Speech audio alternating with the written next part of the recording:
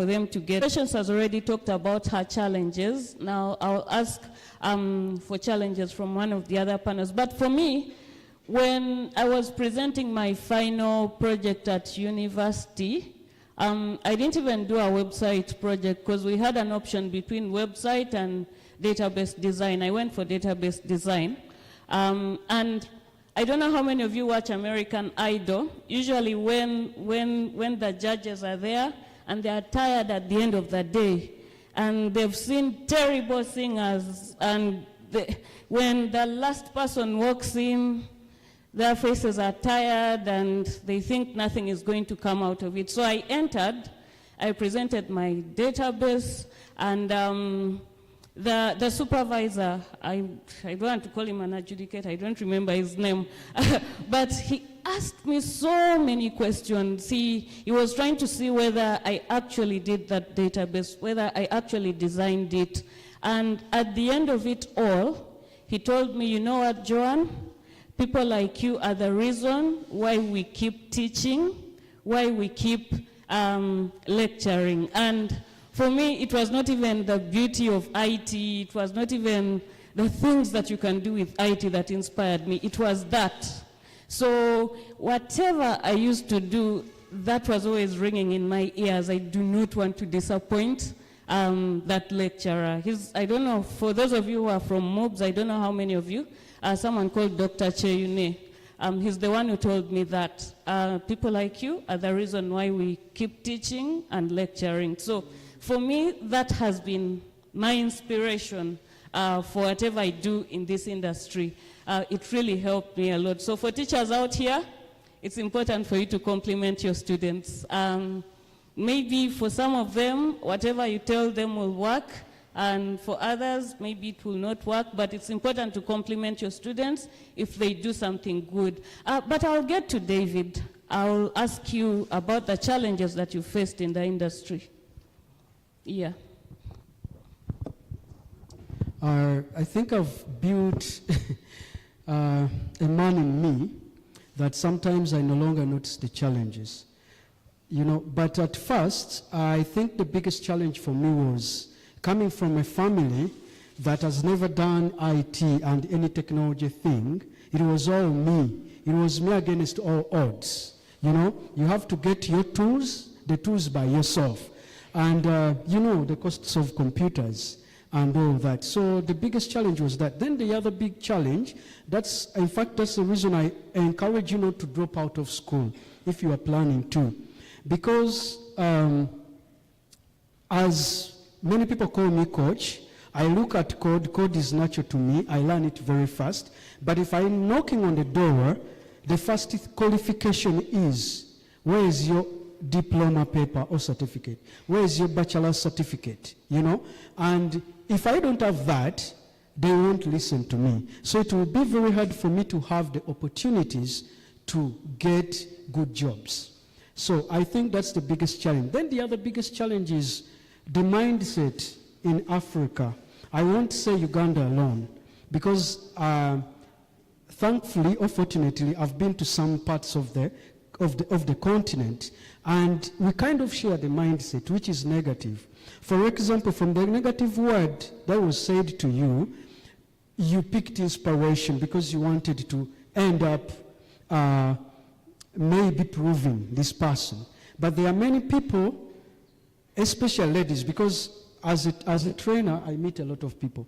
And a lot of people tell me negative things that have been told to them. And what I can say is that speak to yourself the positive things, the positive affirmations. Don't allow any negative thing to penetrate your mind, because it's pushing you far backwards, yet the person who's pushing you does not have a glimpse, cannot see a bit of your future, you know? So for me, the negativity, the struggle to get my tools, yeah, right now I have some good tools, so I'm happy. God has helped me, and fair enough, I've lived until I've, yeah, so the biggest challenge was that. The mindset, the access to tools, and being excluded due to academic qualification. Okay, Thank you very much, David. Maybe a correction. Mine was actually a compliment. That lecturer was complimenting me. Oh, thank you. I didn't get that. They had seen terrible projects throughout that day, and mine was the light at the end of the tunnel. So it was like a relief. Yeah. Wow, wonderful. Yeah, so I'll get to Faith now. Faith, what are some of the milestones that you've achieved in your journey? I don't know whether it's long or I don't want to say when you graduated, but what are some of the milestones? Because I know what you do, and not many people are privileged, have that privilege to do what you do. You're one of the few Ugandans who work at home, you work online, and you're probably not working for Ugandan companies. So what are your milestones along the way? I think I would first start by stating some of the challenges I came across when I started out in the field. She mentioned about finding work. One of the big challenges, I think it's cuts across all fields. It's not just only in tech, but once you finish school, it can really be a little tricky finding work. You might find the work, but it may not be something that you expected, or it may not give you the results or the output, that the outcomes that you want in terms maybe of money, lifestyle. You know, we know people who graduated with us, but they left the field to pursue other things because they could not find what they wanted to do. But personally, I've been able to gradually, as I grew in my skills, in my proficiency, in what I'm doing, I started to see things turn around and wider doors open for me. And she said I work from home, and that's because the work I do gave me the opportunity to be able to tap into markets and employment opportunities that are far beyond my country as in Uganda. So I got opportunities to work with people that are out of Uganda while I'm still working within Uganda. So that is something that, to me, really, I don't think I could have achieved it any other way if I had given up in the earlier times when I had faced those hurdles of finding work. Many times I got contracts that were really so dissatisfactory. You spend thousands or millions of money going through school, all the way from primary, you're building yourself, you're building something to yourself, and then you come out and you're not able to do what you want because the opportunities are few. But when you stick to what you're doing, learning, growing in what you're doing, opportunities will find you somewhere along the way. Opportunities will come your way. You just have to make sure that when that opportunity comes, are you ready for it? Are you ready for it, or are you going to pass it on and be like, it's not for me, maybe someone else? So that's what I can say about this journey. Yeah.